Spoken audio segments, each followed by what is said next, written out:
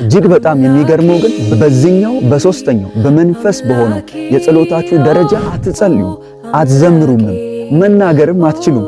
ልናገር ብላችሁ ብትሉ እንኳን ቃላቶች ታጣላችሁ። ምክንያቱም ሙሉ በሙሉ በእግዚአብሔር ሕልውና በእግዚአብሔር መገኘት ውስጥ ተሰጥማላችሁና።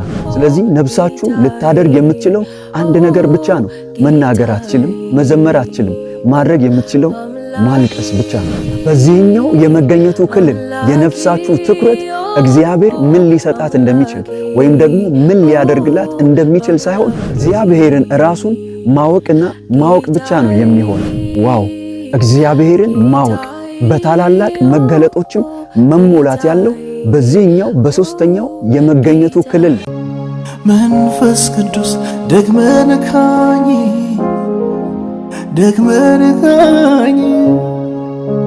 አምላኬ አምላኬ ኦ አምላኬ ኦ አምላኬ ጌታዬ።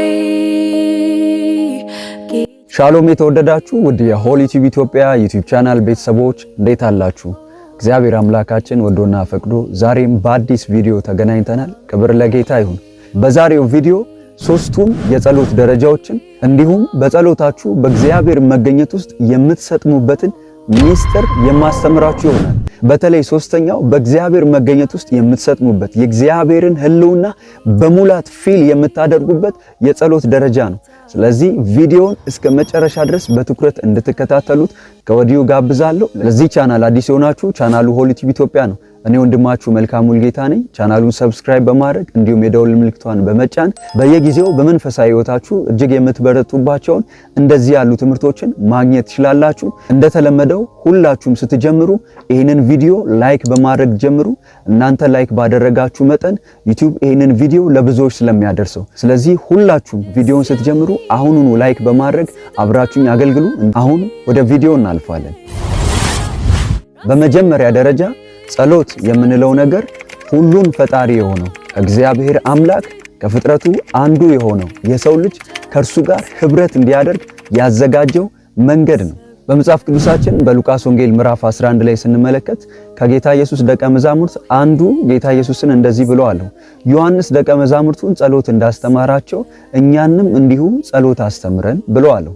ይህንን ብሎ በጠየቀው ሰዓት ጌታ ኢየሱስ ብዙዎቻችን በተለምዶ አባታችን ሆይ ብለን የምንለውን ጸሎት አስተማራቸው። እንደዚህም ብሎ አላቸው፣ እናንተ ስትጸልዩ ምን በሉ አላቸው? በሰማያት የምትኖር አባታችን ሆይ ስምህ ይቀደስ፣ መንግሥትህ ትምጣ። እንደዚህ ብሎ የሚለውን ብዙዎቻችን የምናውቀውን የአባታችን ሆይ ጸሎት ደቀ መዛሙርቱን እንዲጸልዩ አስተማራቸው ማለት ነው። ከነኚህ በጸሎቱ መግቢያ ላይ ካሉ አራት ቃላት የምናስተውለው አንድ ነገር አለ። በሰማያት የምትኖር አባታችን ሆይ ከሚሉ ከነኚህ ቃላት ማለት ነው። በሰማያት የምትኖር የሚሉትን እነኚህን ሁለት ቃላት ስንመለከት የምናወራው በሰማያት ካለ ከአባታችን ከእግዚአብሔር ጋር እንደሆነ፣ አባታችን ሆይ ብለው የሚሉ እነኚህን ሁለት ቃላት ስንመለከት ደግሞ የሚያወራው በምድር ያለ ፍጡር የሆነ የሰው ልጅ እንደሆነ እናስተውላለን። ስለዚህ ጸሎት የምንለው ነገር አስቀድሜ እንዳልኳችሁ ሁሉን ፈጣሪ የሆነው እግዚአብሔር አምላክ ከፍጥረቱ አንዱ ለሆነ የሰው ልጅ ከእርሱ ጋር ህብረት እንዲያደርግ ያዘጋጀው ምንድነው? መንገድ ነው። በመቀጠል ሶስቱን የጸሎት ደረጃዎች ከማየታችን በፊት ከመጽሐፍ ቅዱሳችን አንድ ስፍራ አብረን እናንብብ። መዝሙር 63 ከቁጥር 1 እስከ 2 አምላኬ አምላኬ ወደ አንተ ገሰግሳለሁ፣ ነፍሴ አንተን ተጠማች፣ ሥጋዬ አንተን እንዴት ናፈቀች። እንጨትና ውሃ በሌለበት በምድረ በዳ ኃይልህንና ክብርህን አይ ዘንድ እንዲሁ በመቅደስ ውስጥ ተመለከትኩ ይላል። ኢሳይያስ ምዕራፍ 26 ቁጥር 9 ላይ ደግሞ እንደዚህ ይላል፣ መንፈሴም በውስጤ ወደ አንተ ትገሰግሳለች። በእነኚህ ሁለት የመጽሐፍ ቅዱሳችን ክፍሎች ሶስት ቃላትን እንመለከታለን። በመጀመሪያው መዝሙር 63 ቁጥር 1 ላይ ነፍሴ አንተን ተጠማች ይላል። ምኔ? ነፍሴ። ይህንን ያዙ። በመቀጠል ደግሞ እንደዚህ ይላል፣ ሥጋዬ አንተን እንዴት ናፈቀች። ምኔ? ሥጋዬ። ኢሳይያስ 26 ቁጥር 9 ደግሞ እንደዚህ ይላል፣ መንፈሴ በውስጤ ወደ አንተ ትገሰግሳለች። በእነኚህ ሁለት ክፍሎች ላይ ሥጋዬ፣ ነፍሴ ደግሞ መንፈሴ የሚሉ ሶስት ቃላትን እናያለን። እነኚህ ሶስቱ እንደምናውቃቸው የሰው ምንድናቸው? ሁለንተና ናቸው። ስለዚህ እግዚአብሔርን የሚፈልግ ሥጋ እግዚአብሔርን የምትጠማ ነፍስ እግዚአብሔርን በጽኑ የሚፈልግ ወይም ደግሞ የሚገሰግስ መንፈስ አለን ማለት ነው። አሁን አስቀድሜ ወዳልኳችሁ ወደ ሶስቱ የጸሎት ደረጃዎች እንለፍ። በብሉይ ኪዳን ያለውን ቤተ መቅደስ ስንመለከት ሶስት ክፍሎች እንዳሉት እናያለን። የመጀመሪያው ውጨኛው አደባባይ ሲሆን ሁለተኛው ደግሞ ቅድስት ነው። ሶስተኛው ቅድስተ ቅዱሳን ነው። የመጀመሪያው የጸሎት ደረጃ ውጨኛው አደባባይ ወይም ስጋ የምንለው ነው። ይሄኛው የጸሎት ደረጃ በስጋችን ከእግዚአብሔር ጋር የምናወራበት የምንነጋገርበት የጸሎት ደረጃ ነው። ምን ማለት ነው? ንግግራችን ሁሉ የአንደበት ወይም ደግሞ ከአንገት በላይ የሆነ ንግግር ይሆናል። በዚህኛው የጸሎት ደረጃ ጸሎታችን ሁሉ ድግግሞሽ ይበዛዋል። መጽሐፍ ቅዱሳችን እንደሚነግረን እግዚአብሔር አምላክ ምንም እንኳን በውስጣችን በመንፈሱ አማካኝነት ያደረ ቢሆንም እንኳን በዚህኛው በመጀመሪያው የጸሎታችን ደረጃ እግዚአብሔር አምላክ ብዙ ሺህ ኪሎ ሜትሮች ከኛ ርቆ ያለ ያህል ይሰማናል። ትርጉም ያለው ነገር እያደረግን ያለን እንኳን አይመስልንም። ስለዚህ ጸሎታችንን ማቆምና ከጸሎት ክፍላችን መውጣት ያሰኘናል። ቢሆንም እንኳን በተደጋጋሚ መንበርከካችንን ባበዛን ቁጥር የስጋችን ነገር እየቀነሰ ይሄዳል። ምክንያቱም ስጋችን መሞት የሚጀምረው በጸሎት ስለሆነ ማለት ነው። ሁለተኛው የጸሎት ደረጃ ቅድስት ወይም ደግሞ በነፍሳችን እግዚአብሔርን የምናወራበት የጸሎት ደረጃ ነው። ይሄኛው የጸሎት ደረጃ ደግሞ እግዚአብሔር አምላክ በመንበርከካችን ስጋችንን የሚገድልበትና መሻቱን ሁሉ ሰቅሎ የሚያበቃበት እንዲሁም ሕልውናውን መለማመድ የምንጀምርበት የጸሎት ደረጃ ነው። ስለዚህ በእግዚአብሔር ፊት እየተሰማን እንዳለንና ትርጉም ያለው ነገር እያደረግን እንደሆነ እንገነዘባለን። ከዚህም ባለፈ በሕይወት ላይ የተለያዩ ለውጦችን ታያለን። ጸሎትህ በእንባ የታጀበ ሁሉ ሊሆን ይችላል። ነገር ግን ጸሎታችን እዚህ ጋር አያበቃም። አለ ደግሞ ከዚህም ከፍ ያለ ሶስተኛ የጸሎት ክልል ወይም ደግሞ ደረጃ። ሶስተኛውና እጅግ በጣም አስደናቂው የጸሎታችን ደረጃ ቅድስተ ቅዱሳን ወይም ደግሞ በመንፈሳችን ከእግዚአብሔር ጋር የምናወራበት ህብረት የምናደርግበት የጸሎት ደረጃ ነው። ይሄኛው እጅግ በጣም ወሳኝና ሁላችንም ልንገባበት የሚገባ የጸሎት ደረጃ ነው። መጽሐፍ ቅዱሳችንም በዚህኛው የጸሎት ደረጃ ነው እንድንጸልይና እንድናዘወትር የሚመክረን። ነገር ግን ወደዚህኛው ወደ ሶስተኛው የጸሎት ደረጃ የእግዚአብሔር መገኘት በሙላት ወዳለበት ወደዚህኛው ሌቭል ለመምጣት ግን የሚያስፈልጉ ነገሮች አሉ። ለምሳሌ በነፍሳችሁ ያለ በስጋችሁ ላይ ያለ የተለያየ አይነት ምኞትና ፍላጎት ሁሉ ሊሞት ወይም ደግሞ በእናንተ ፊት ሊቀል ይገባል። እነኚህ ነገሮች በሙሉ ነፍሳችሁ መናቅ ስትጀምር ወደዚህኛው ወደ ሶስተኛው እጅግ በጣም አስገራሚ ወደ ሆነው የጸሎት ደረጃ ትደርሳላችሁ ማለት ነው። ወደዚህኛው የጸሎት ደረጃ ለመድረስ ሁሉም ሰው የተለያየ አይነት የጊዜ ቆይታ ሊወስድበት ይችላል። አንዳንዶች ከሰዓታት በኋላ ወደዚህ ደረጃ ሊገቡ ይችላሉ። አንዳንዶች ከደቂቃዎች በኋላ ወደዚህ ደረጃ ሊገቡ ይችላሉ። አንዳንዶች ደግሞ ወደዚህ የጸሎት ደረጃ ለመድረስ የቀናት የጸሎት ቆይታ ወይም ደግሞ ህብረት ከእግዚአብሔር ጋር ሊኖራቸው ሊያስፈልጋቸው ይችላል። ምን ማለት ነው?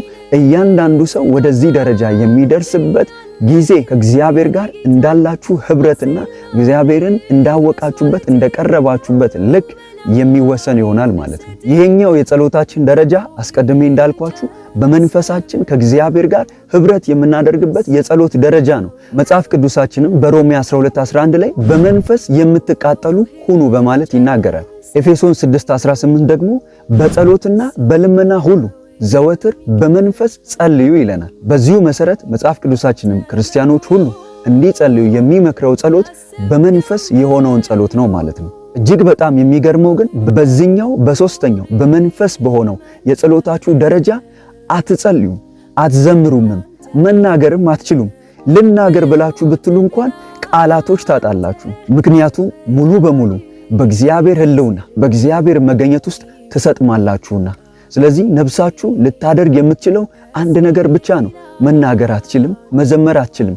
ማድረግ የምትችለው ማልቀስ ብቻ ነው። እንደ ከዚህ ቀደሙ ነፍሳችሁ እግዚአብሔርን እወድሃለሁ ብላ ማለት እንኳን አትችልም።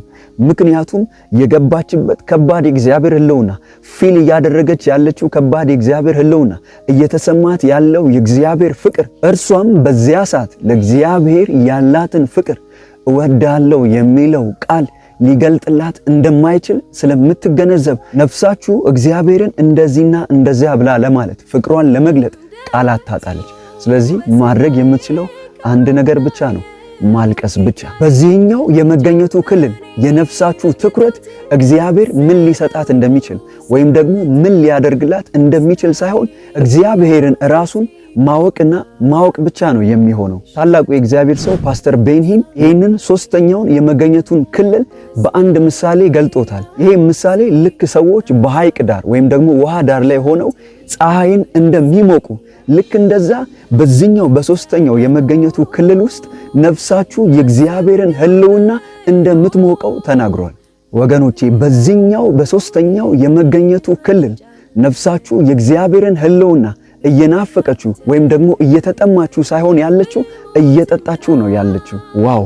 እግዚአብሔርን ማወቅ በታላላቅ መገለጦችም መሞላት ያለው በዚህኛው በሶስተኛው የመገኘቱ ክልል ነው። በጌታ በኢየሱስም ይሄንን ቪዲዮ ለምትመለከቱ ሁሉ ይሆንላችሁ። ተወዳጆች የዛሬው ቪዲዮ እንግዲህ ይህንን ይመስል ነበር። ከዚህ ብዙ እንደተማራችሁ በውስጣችሁ ረሃብ እንደተሰራ እግዚአብሔርን መፈለግ በእያንዳንዳችሁ ውስጥ እንደተቀሰቀሰ እርግጠኛ ነኝ። መንፈስ ቅዱስ ዛሬ ብዙ አስተምሮናል።